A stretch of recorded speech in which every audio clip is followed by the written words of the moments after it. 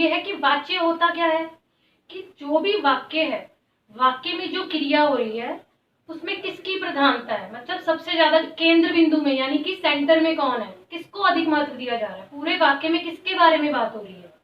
यानी वाक्य में होता कौन कौन है, कर्ता यानी जो करने वाला है, कर्म जो काम हो रहा होता है, और तीसरा होता है भाव। इन तीनों का ही जो है हमें पता चलता है कि वाक्य में किसकी प्रधानता है, कर्ता की, कर्म की या भाव की, उसे ही हम बोलते हैं वाच्य। अब वाच्य के तीन भेद हैं, कृतवाच्य, कर्मवाच्य और भाववाच्य। कृतवाच्य वाक्य वो होते हैं जिसमें कर्ता जो है वो मुख्य स्थान रखता है, यानी केंद्र में कौन है, कर्ता। जैसे आप उदाहरण भी देख सकते हैं, राजीव पुस्तक पढ़ता है, राजीव पुस्तक पढ़ता है में पूरा जो वो है केंद्र बिंदु में कौन है, राजीव है ना, क्योंकि राजीव पुस्तक पढ़ रहा है। तो पूरा जो प्रधानता किसको दी गई है, कर्ता को, करने वाले को। करने वाला कौन है, राजीव। तो ऐसे वाक्यों में क्या हो गया, ये कौन सा वाक्य हो गया, कृतवाच्य कहेंगे इसको। इसी तरह सुनैना सोती है, इसमें पूरा जो वाक्य है उसमें प्रधानता किसकी है, सुनैना की, यानी कर्ता की। तो उसे हम कौन सा वाक्य कहेंगे, कृतवाच्य। उसके बाद है कर्मवाच्य। कर्मवाच्य में क्या है, इसमें ज्यादा बल किस पे दिया जाता है, ज्यादा जो है प्रधानता किसकी रहती है, कर्म की। जो हम काम करते हैं उसे बोलते हैं कर्म। उदाहरण है, पतंग उड़ रही है, इसमें पूरी प्रधानता किसकी हो रही है, जो काम हो रहा है। काम क्या हो रहा है, पतंग का उड़ना, ये क्रिया हो रही है ना, वहां पे कर्म हो रहा है। तो पतंग इसमें प्रधान है, तो उसे बोलते हैं कर्मवाच्य। सीता से कपड़े धुलवाए गए, इसमें प्रधानता किसकी है, कपड़े की, जो धुलवाए जा रहे हैं, तो कर्म की प्रधानता है। तो ऐसे वाक्यों को हम बोलते हैं कर्मवाच्य।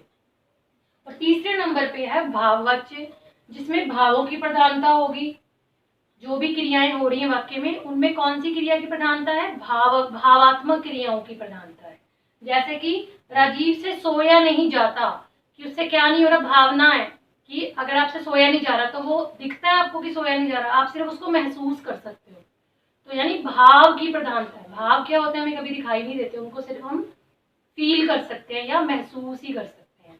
इसी तरह सीता से खाया नहीं जाता, खाया ना जाना या तबीयत का खराब होना या आपको किसी भी तरह की जो भावनात्मक जो आप में बदलाव आ रहे हैं उनको सिर्फ आप महसूस कर सकते हो। तो अगर इस तरह की कोई वाक्य हमें दिखते हैं जिसमें भावनाओं को प्रधानता दी जाए तो वो क्या कहलाते हैं, भाववाच्य। अब हम इन तीनों जो भेदों के बारे में, जिनके बारे में हमने पढ़ा है वाच्य के, इनसे जुड़ा कुछ अभ्यास कार्य करेंगे जिससे आपको और भी क्लियर हो जाएगा। अब हम अभ्यास कार्य करेंगे।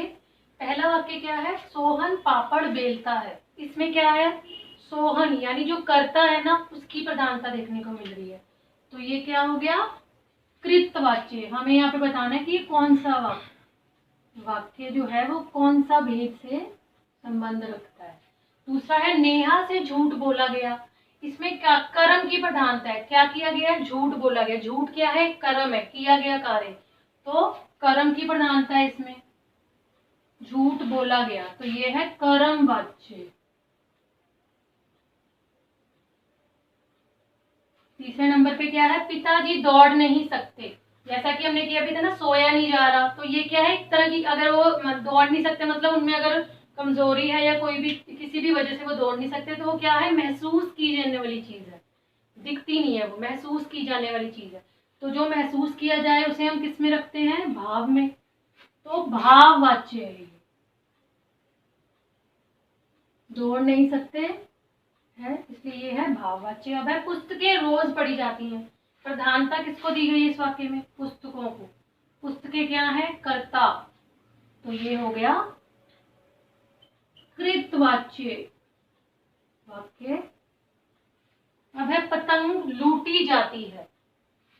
पतंग जो है वो लूटी जाती है। लूटना क्या है, इसमें लूटने की प्रधानता यानी कर्म की प्रधानता है, जो काम किया जा रहा है। तो ये कौन सा हुआ, कर्मवाच्य वाक्य।